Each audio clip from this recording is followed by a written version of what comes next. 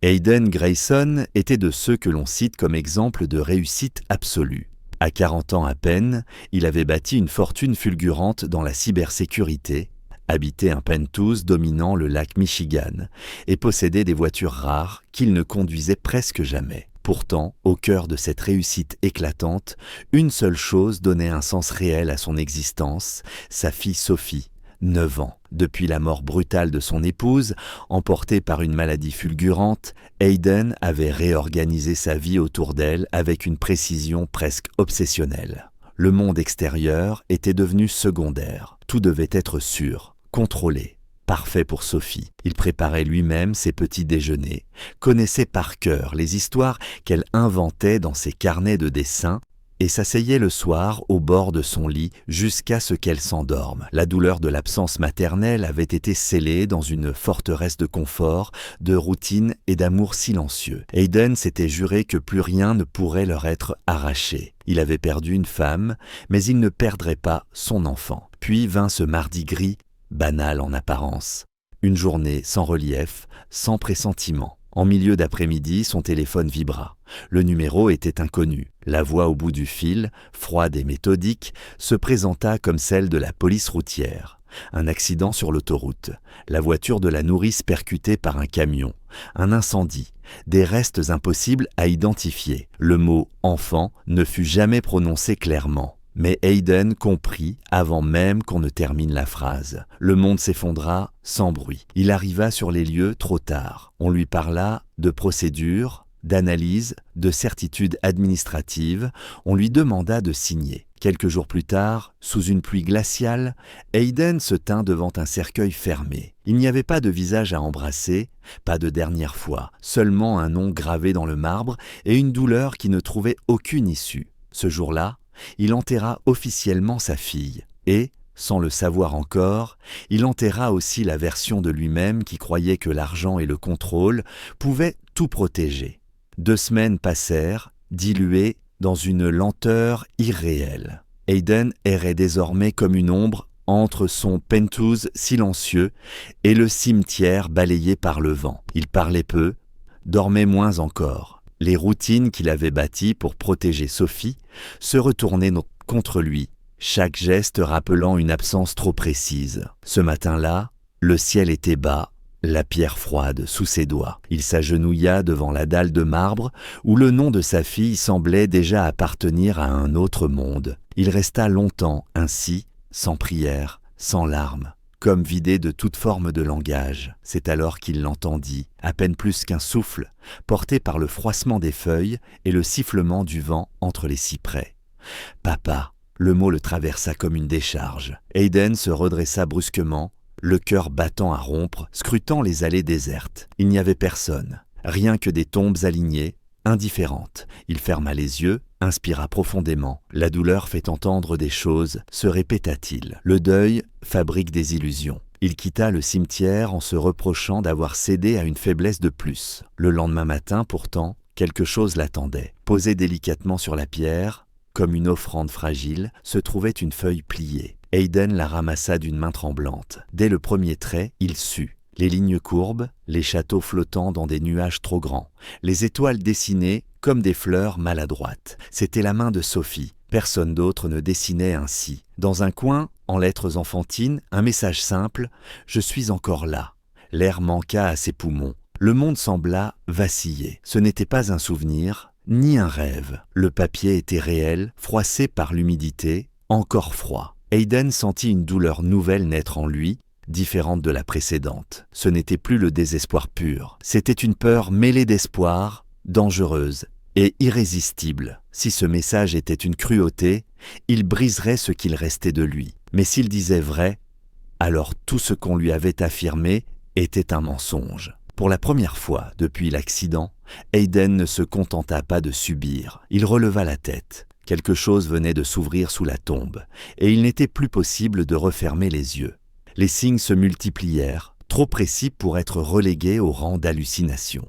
2 jours après le dessin, Hayden trouva devant la porte de son penthouse une poupée de chiffon, posée bien droite contre le seuil. Le tissu était usé, l'un des boutons mal recousu, un détail qu'il connaissait par cœur. Cette poupée était celle de Sophie, déclarée détruite dans l'incendie selon le rapport officiel. Il la ramassa comme on récupère une preuve sacrée, les doigts engourdis par l'évidence qui s'imposait. Le soir même, un message anonyme arriva sur son téléphone. Une photo floue, prise à la hâte. Sophie, vivante, son visage amaigri mais reconnaissable, assise dans une pièce au rideau bleu. Hayden sentit son cœur se serrer jusqu'à la douleur. La mort avait été mise en scène. La peur changea de nature. Elle devint lucide, directionnelle. Hayden cessa d'appeler la police.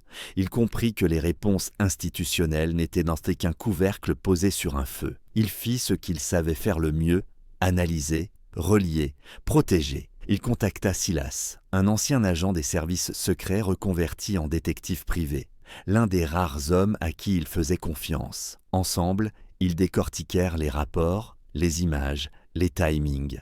Trop d'incohérences, des caméras hors service au moment critique, des appels redirigés, une chaîne d'erreurs trop parfaite pour être accidentelle. La vérité émergea lentement, cruelle. Des concurrents puissants cherchaient à mettre la main sur la technologie d'Hayden. La tragédie avait servi d'écran de fumée, la disparition de Sophie d'arme ultime. Silas remonta une piste inattendue. Une femme nommée Clara, ancienne infirmière, témoin fortuit de l'accident. Elle avait vu un SUV noir s'arrêter, des hommes nettoyer la scène. À la dernière seconde, elle avait emporté l'enfant blessé et disparu, refusant de faire confiance à des autorités déjà compromises. Les signes laissés, le dessin, la poupée, la photo étaient en ses appels au secours. Hayden comprit alors l'ampleur du choix qui s'imposait à lui. Continuer à pleurer une tombe vide ou affronter un ennemi invisible, puissant, prêt à tout.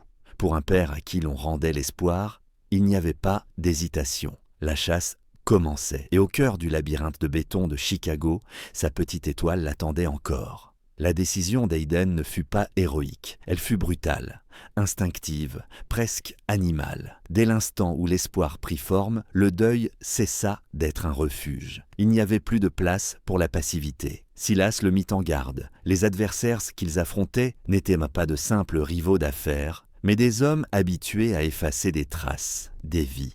La police locale était soit achetée, soit terrorisée. Chaque pas serait surveillé. Chaque erreur coûterait cher. Hayden écouta sans protester. La peur était là, oui, mais elle n'avait plus le dernier mot. Ils commencèrent par Clara. La retrouver signifiait s'approcher de Sophie. Silas remonta les marges de la ville, là où les immeubles cessent d'être des symboles et deviennent des abris précaires. Les caméras privées, les registres médicaux oubliés, les témoignages indirects dessinèrent peu à peu un itinéraire fragile. Clara avait caché l'enfant dans un quartier que personne de puissant ne regardait vraiment, un endroit où la misère protège mieux que les murs blindés. Là-bas, Sophie était soignée, maintenue en vie, tenue dans l'ombre pour survivre. Hayden dut accepter une vérité difficile.